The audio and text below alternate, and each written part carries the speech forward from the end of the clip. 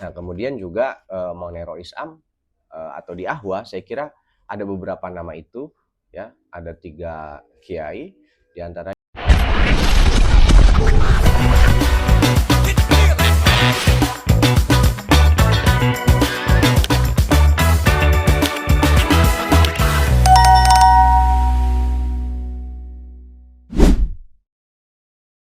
sahabat-sahabat.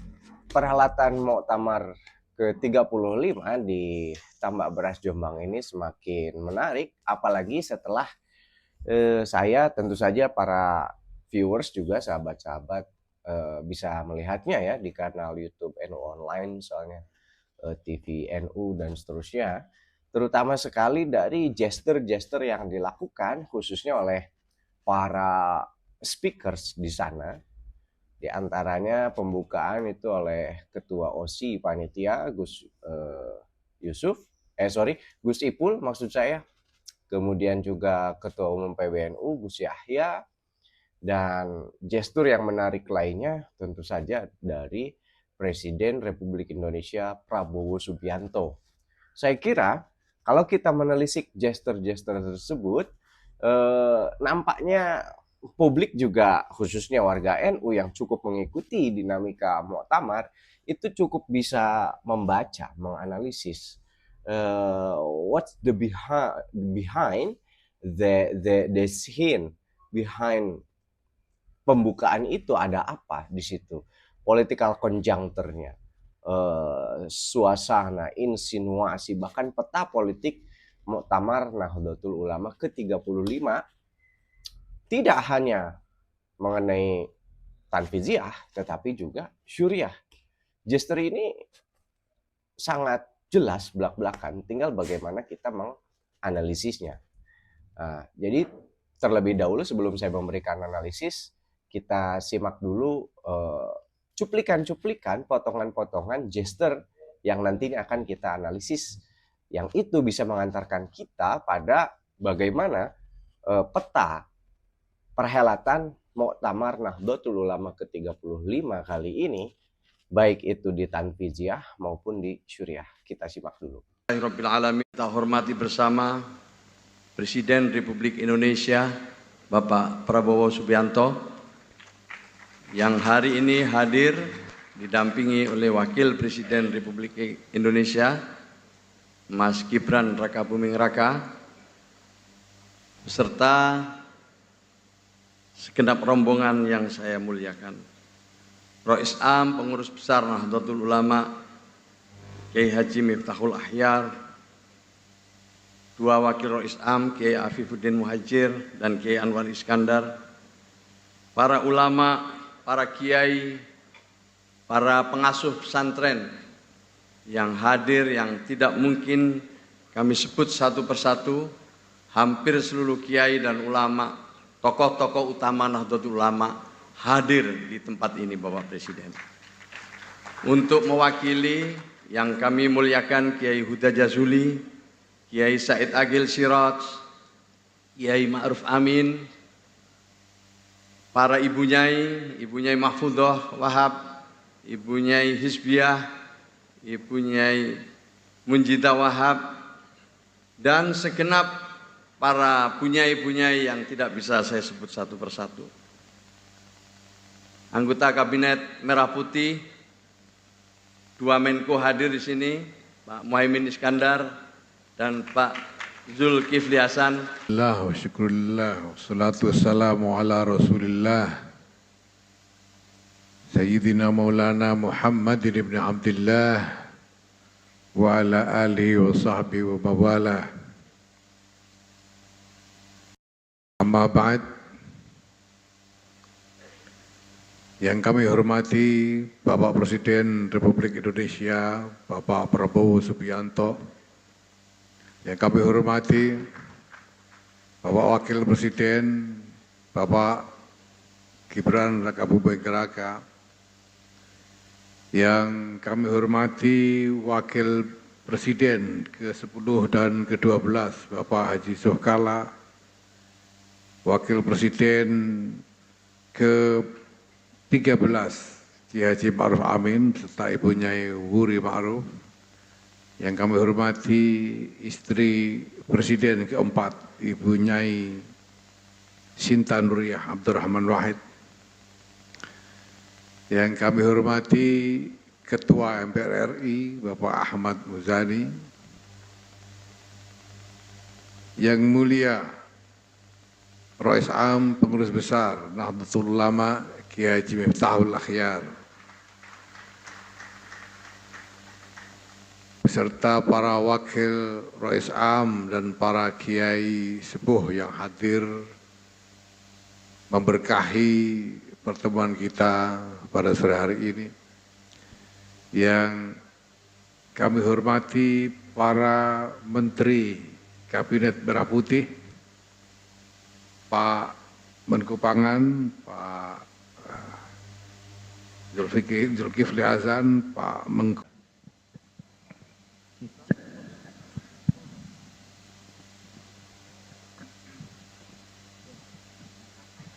Salatullah salamullah ala taha rasulillah. Salatullah salamullah ala yasin. Nah, begitu ya, sahabat-sahabat. Menarik sekali bahwa dari video yang kita simak, itu Gus Ipul tidak menyapa Ketua Umum PBNU alias Gus Yahya. Ya, ini menandakan bahwa sudah ada perbedaan gerbong.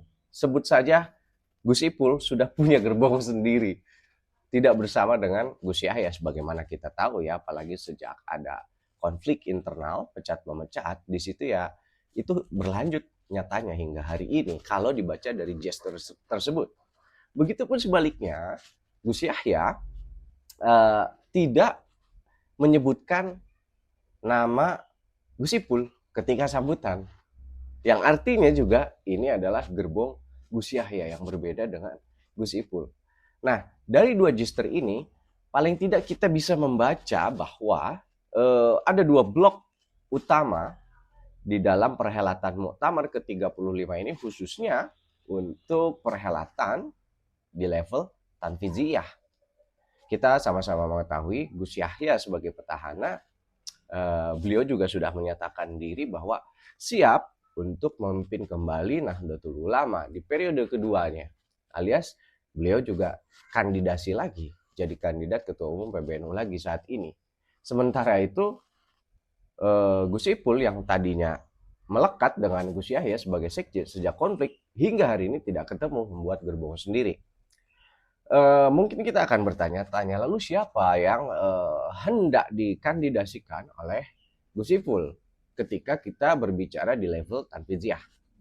Wallahu alam, yang pasti itu siapa saya tidak tahu apa yang terjadi di belakang layar, tetapi figur yang muncul mengemuka yang dianggap pesaing kuatnya Gus Yahya diantaranya adalah Kiai Haji Abdul Hakim Mahfuz atau Gus Kikin dalam hal ini. Bisa jadi jika analisis kita adalah Gus Yahya itu akan berhadapan dengan Gus Kikin head to head sebagai Ketua Umum PBNU. Kendati untuk berbicara tanfidiyah ada figur lainnya yang dianggap poros tengah, misalnya Gus Rozin. Nah, ada sebuah analisis yang ini diperbincangkan di kalangan Nahdien. Gus Ipul itu ya tidak hanya berinvestasi kepada salah satu kandidat saja. Konon demikian dari obrolan-obrolan ya. Apakah all out ke Gus Kikin? Saya tidak tahu. Apakah misal sebagian juga memberikan dukungan moral, material dan lain sebagainya kepada Gus Rozin? Wallahu alam. Tetapi yang jelas di sini ada blok Gus Ipul, ada blok Gus Yahya sebagai petahana yang akan maju lagi. Dan konon ada satu blok lagi yang itu orangnya tidak hadir di Muktamar tetapi turut memainkan. Ini adalah yang ketiganya. Apakah nantinya akan ke poros tengah yang dikabarkan Gus Rozin yang akan maju, atau mungkin ke salah satu dari dua ini, baik itu ke Gus Yahya maupun ke Gus Ipul. Itu untuk tanfiziyah. Nah, kemudian hal lainnya yang menarik di dalam pidato yang disampaikan Gus Yahya ya berdasarkan video yang sama-sama kita simak. Gus Yahya menyebutkan beberapa kiai ya, kiai sepuh yang itu bisa jadi adalah kandidat daripada Rois Am yang mungkin ya Gus Yahya connect dan lain sebagainya ataupun disebutkan oleh Gus Ipul. Ya, di antara nama-nama yang disebutkan oleh keduanya, yang paling kita highlight, yang paling bisa kita underline, kita highlight itu di antaranya adalah yang pertama Kiai Nurul Huda Jazuli. Kenapa beliau? Karena ini juga didukung gesturnya oleh Pak Prabowo Subianto ketika beres pidato itu bersimpuh salaman kepada Kiai Nurul Huda Jazuli. Ini semacam isyarah juga. Kita bisa analisis demikian tentu saja. Tinggal apakah nanti Kiai Nurul Huda Jazuli kerso mau atau tidak, bersedia atau tidak. Kan begitu pertanyaannya. Yang kedua figur lain yang disebutkan adalah Kiai Haji Said Akil Siraj. Ya, orang membaca paket-paketan lah dan lain sebagainya. Konon Kiai Said ini diusulkan, didorong, dikawal oleh Gus Muhaimin misalnya dan seterusnya. Yang jelas nama beliau Kiai Said itu disebutkan ya. Wallahu alam apakah memang dikawal misalnya oleh Gus Muhaimin dan seterusnya, tetapi itulah berita-berita yang muncul. Ya tentu saja itu nanti kembali ke Buya Said Akil, apakah beliau bersedia, berkenan atau tidak. Kemudian nama yang terakhir di antara kiai-kiai yang disebutkan itu yang bisa kita baca gesturnya dari pidato-pidato yang tadi itu adalah Kiai Haji Ma'ruf Amin ya, atau Abah Ma'ruf. Kita juga bisa melihat gesturnya misalnya ketika Pak Prabowo salaman dengan Kiai Ma'ruf. Ini cukup menarik. Di beberapa momentum Pak Prabowo itu salaman dengan Kiai Ma'ruf biasanya cium tangan ya. Tetapi di perhelatan muktamar ini agak berbeda. Tidak terjadi salaman yang serupa di mana Pak Prabowo mencium tangan Kiai Ma'ruf. Ya itu biasa sajalah salamannya seperti itu. Bahkan ada momen beberapa di mana beberapa detik tertahan gitu ketika salaman dengan Kiai Ma'ruf. Yang mana saya menganalisis dari gestur tersebut ialah diantaranya ada kesan semacam Pak Prabowo ataupun Kiai Ma'ruf itu saling menahan diri. Dalam arti kalau ada frame bahwa Kiai Ma'ruf misalnya gitu kan dari kekuasaan, dari pemerintah, dari standar dan sebagainya, dari gestur tersebut malah terbantahkan secara total. Ini seperti menggambarkan nggak bisa gitu. Tidak bisa diintervensi muktamar ini melalui figur Kiai Ma'ruf. Dan tentu saja kabar-kabar mengenai Kiai Ma'ruf juga salah satu kandidat menjadi Rois Am, yang mana beliau juga adalah salah satu ahlul hali wal aqdi yang direkomendasikan ya, nanti beritanya akan tersebar siapa saja ahlul hali wal aqdi yang 9 nama itu. Dan saya kira soal itu nanti ya tinggal Kiai Ma'ruf sendiri apakah beliau berkenan, bersedia atau tidak menjadi Rois Am. Yang jelas di level Rois Am ini nantinya para kiai yang 9 akan bermusyawarah siapa yang dianggap paling layak memimpin organisasi Islam terbesar di Indonesia ini. Kemudian juga kiai tersebut menyatakan kesediaannya untuk menjadi Rois Am. Kita tunggu saja. Nah memang hingga saat ini saya masih mencari informasi mengenai hasil sidang pleno 1 mengenai tata tertib pemilihan baik itu Rois Am maupun Ketua Umum PBNU. Yang hingga hari ini, pagi ini belum ada update seputar itu, tapi akan kita ikuti terus bagaimana perkembangannya. Jadwalnya pada hari ini adalah sidang-sidang pleno mengenai Bahsul Masail, baik itu komisi Konuniyah, komisi Maudu'iyah, dan seterusnya. Nah, yang jelas itu tadi secara konfigurasi politik, peta kekuatan di Tanfiziah ini ada tiga kubu.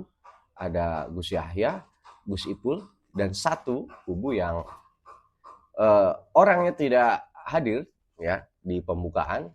Namun ini turut bermain juga entah ke siapa, Gus Kikir atau ke yang lain. Dan saya kira itu hal yang biasa. Ini tinggal bagaimana nanti para mu'tamirin, perwakilan cabang dan wilayah bermusyawarah untuk memilih apakah pertama dari tatib sistemnya one man one vote atau one branch one vote, satu cabang satu suara misalnya, atau disepakati berdasarkan penunjukan atau restu dari Rois Am.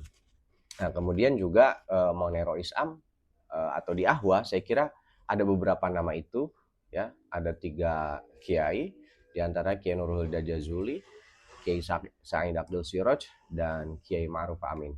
Kendati tidak menutup kemungkinan juga ada nama kiai lain di dalam Ahwa yang itu bisa jadi muncul keluar dipilih sebagai Rois Am PBNU. Misalnya beberapa nama seperti Gus Hasib, ya, itu dikabarkan juga